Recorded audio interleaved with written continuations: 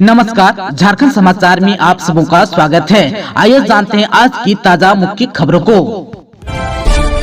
झारखंड के सरकारी कर्मियों को एक साथ मिलेगा 5 माह का बकाया डीए, संकल्प हुआ जारी। हेमंत सरकार ने सरकारी कर्मचारियों के महंगाई भत्ते को 4% बढ़ाकर इसे 42% से 46% कर दिया है।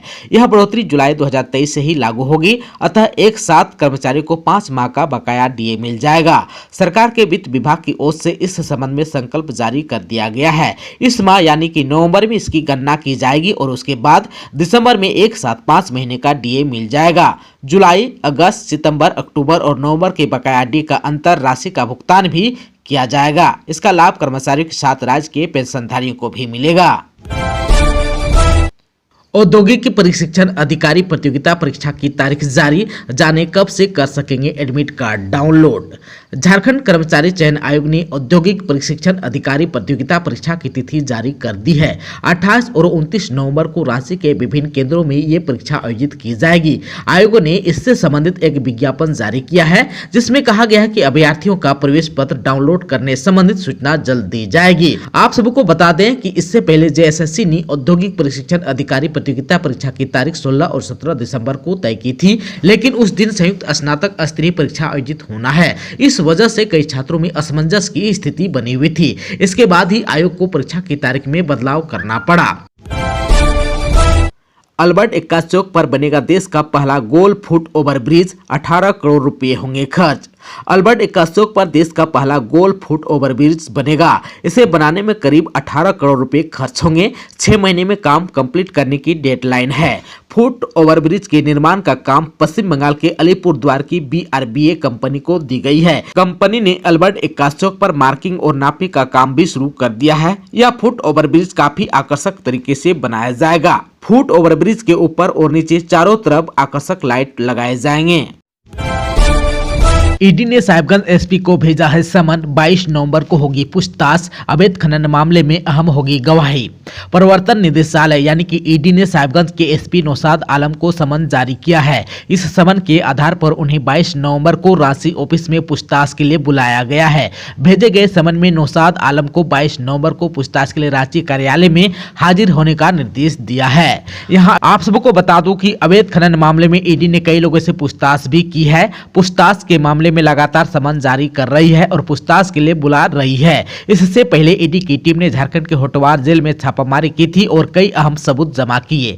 ईडी अफसर के खिलाफ जेल से साजिश रचने की भनक लगते ही ईडी ने होटवार जेल में रेड मारी। राजधानी रांची में 15 नवंबर को धरना प्रदर्शन पर लगी रोक, डीसी और एसएसपी ने दिया आदेश। झारखंड स्थापना दिवस के मौके पर 15 नवंबर को राजभवन के पास धरना प्रदर्शन पर रोक लगा दी गई है। डीसी और एसएसपी की ओर से इस संबंध में आदेश भी जारी किया गया है। जारी आदेश में कहा गया है कि रात 10 बजे के बाद किसी भी क्षेत्र में लाउड स्पीकर या फिर ध्वनि विस्तारक यंत्र का उपयोग नहीं किया जाए। अगर कोई आदेश का अनुपालन नहीं करता है तो उन पर कार्रवाई की जाएगी। डीसी ने शहर के सभी तालाबों और गली मोहल्लों की साफ सफाई करने का निर्देश भी दिया है। खुट्टी में बिना लाइसेंस पटाखों की बिक्री करने पर होगी सख्त कार्रवाई, एसडीओ ने कहा। खुट्टी के अनुमंडल पदाधिकारी अनिकेत सचान ने जिले के अधिकारियों को निर्देश दिया है कि बिना अनुज्ञापित के पटाखा बिक्री करने वालों के खिलाफ कार्रवाई करें। उन्होंने दीपावली पर्व के दौरान विधि व्यवस्था का संधारण करने का निर्देश अधिकारियों को दिया। वीडियो कॉन्फ्रेंसिंग के माध्यम से गुरुवार को अधिकारियों से बातचीत करते हुए एसडीओ ने कहा कि 12 नवम्बर को दीपावली पर्व मनाया जाएगा। खुट्टी जिले में दिवाली पर्व शांतिपूर्ण संपन्न हो, इसके लिए संबंधित पदाधिकारी आपस में समन्वय स्थापित कर शांति और विधि व्यवस्था का संधारण सुनिश्चित करेंगे। दीपावली पर झारखंड में कैसा रहेगा मौसम का मिजाज, आइए जान लेते हैं। झारखंड में अभी मौसम का मिजाज शुष्क है और आने वाले दिनों में भी मौसम शुष्क रहने का अनुमान है। मौसम विभाग की माने तो आज यानी कि 11 नवंबर को मौसम साफ रहेगा। वहीं 12 नवंबर से आंशिक बादल छा सकते हैं। इससे न्यूनतम तापमान में हल्की बढ़ोतरी होगी। इस दौरान अधिकतम तापमान 27 से 33 डिग्री सेल्सियस रहने का अनुमान है और न्यूनतम तापमान 15 से 19 डिग्री के बीच रह सकता है। मौसम विभाग के अनुसार झारखंड में अगले 5 दिनों के दौरान न्यूनतम तापमान में कोई बड़े बदलाव की संभावना नहीं है। आज यानी कि 11 नवंबर को आसमान साफ रहेगा और मौसम शुष्क रह सकता है। वहीं 12, 13, 14, 15 और 16 नवंबर को आंशिक बादल छाए रह सकते हैं और मौसम शुष्क रहने का पूर्व अनुमान है।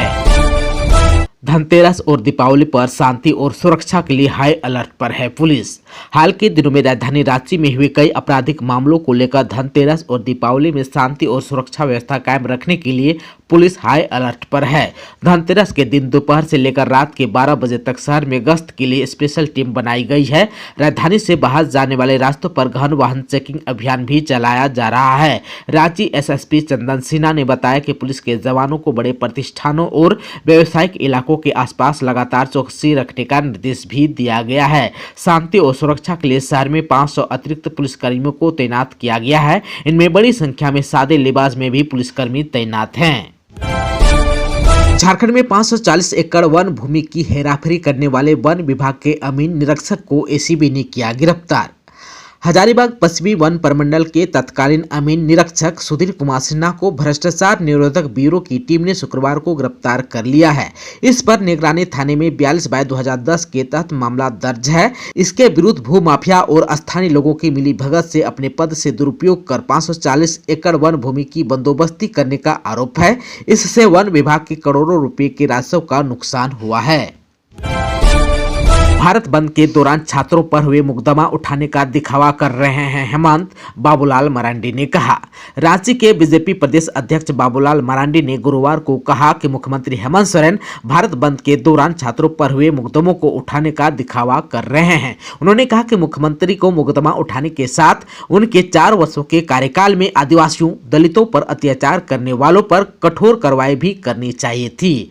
मरांडी ने कहा कि ईडी की जांच में फंसे मुख्यमंत्री हताश और परेशान हैं। पिछले 4 वर्षों से आदिवासी दलित समाज पर कहर बरसाने वाले, उनकी जमीन को लुटवाने वाले मुख्यमंत्री मुकदमा उठाने की घोषणा कर रहे हैं। इसका स्वागत है, लेकिन मुख्यमंत्री बताएं कि आदिवासी दरोगा संध्या टोपनो को गो तस्करों के द्वारा ट्रक से कुचलकर मारने वाले पर क्या कार्रवाई हुई? उनके विधायक प्रतिनिधि पर रूपा तिर्की के परिजनों के द्वारा लगाए गए आरोप पर क्या कार्रवाई हुई? बाबूलाल मरांडी ने कहा कि आदिवासी दलित बच्चों के साथ भी हजारों दुष्कर्मों पर क्या क्या कार्रवाई हुई? पहाड़िया बेटी को टुकड़ों में काटने वालों पर क्या कार्रवाई हुई? आदिवासी बेटी के दुष्कर्म और हत्या कर पेड़ पर लटकाने वालों पर क्या कार्रवाई हुई?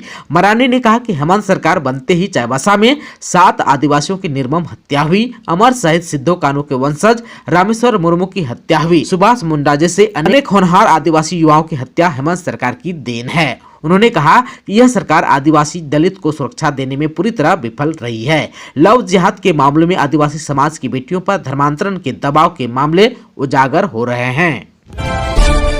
धनबाद में फिर बना खौफ, जहरीली गैस का रिसाव। लगभग 50 फीट लंबा और 20 फीट चौड़ा है खौफ। धनबाद जिले के अग्नि प्रभावित भू-धसान क्षेत्र में लगातार खौफ बनने का सिलसिला जारी है। अग्नि प्रभावित भू-धसान क्षेत्र में रहने वाले लोग डर के साए में अपनी जिंदगी गुजार रहे हैं। ताजा मामला बीसीसीएल लोधना क्षेत्र संख्या 10 का है। लोधना ओपी क्षेत्र के लोधना हाई स्कूल के सामने लगभग 100 गज की दूरी पर तेज आवाज के साथ लगभग 50 फीट लंबा और 20 फीट चौड़ा खौफ बन गया। इस खौफ से जहरीली गैस रिसाव लगातार हो रहा है, जिससे लोधना बाजार के आसपास के लोगों में हड़कंप मच गया है। लोगों में घटना से दहशत है। भू-धसान की घटना खबर सुनकर लोगों में बीसीसीएल प्रबंधन के प्रति आक्रोश जताया।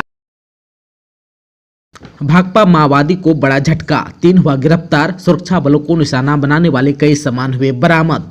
पश्चिमी सिंहभूम पुलिस व सुरक्षा बलों को कुल्हान वन रिजर्व वन क्षेत्र अंतर्गत टोंटो में नक्सलियों के खिलाफ बड़ी सफलता हाथ लगी। जिला पुलिस और सुरक्षा बलों ने न केवल 3 नक्सलियों को गिरफ्तार किया, बल्कि सुरक्षा बलों को निशाना बनाने के लिए मौत के सामान भी बरामद किए। इनमें लोहे की पाइप, तार, मशीन आदि शामिल हैं। पुलिस को गिरफ्तार नक्सलियों की निशानदेही पर बरामद सामानों को ट्रक पर लाद कर लाना पड़ा था।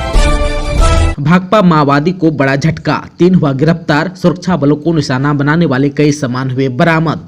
पश्चिमी सिंहभूम पुलिस व सुरक्षा बलों को कुल्हान वन रिजर्व वन क्षेत्र अंतर्गत टोंटो में नक्सलियों के खिलाफ बड़ी सफलता हाथ लगी। जिला पुलिस और सुरक्षा बलों ने न केवल 3 नक्सलियों को गिरफ्तार किया, बल्कि सुरक्षा बलों को निशाना बनाने के लिए मौत के सामान भी बरामद किए। इनमें लोहे की पाइप, तार, मशीन आदि शामिल हैं। पुलिस को गिरफ्तार नक्सलियों की निशानदेही पर बरामद सामानों को ट्रक पर लाद कर लाना पड़ा था। गैंगस्टर सुशील श्रीवास्तव हत्याकांड में विशाल सिंह को नहीं मिली बेल। झारखंड हाईकोर्ट ने शुक्रवार को गैंगस्टर सुशील श्रीवास्तव हत्याकांड में शामिल सजायाफ्ता विशाल सिंह को जमानत देने से इनकार कर दिया है। विशाल सिंह ने अपने अधिवक्ता के माध्यम से जमानत याचिका दायर की थी। जस्टिस रंगन मुखोपाध्याय की बेंच ने पिछले सुनवाई के दौरान सभी पक्षों की बात सुनने के बाद अदालत ने अपना फैसला सुरक्षित रख लिया था। दोस्तों, अभी तक आपने चैनल को सब्सक्राइब नहीं किया है तो प्लीज चैनल को सब्सक्राइब कर बेल आइकन को प्रेस कर दीजिएगा ताकि खबरों का अपडेट आपको मिलता रहेगा। इसके साथ ही आज के खबरों में बस इतना ही। हमें दीजिए इजाजत। नमस्कार।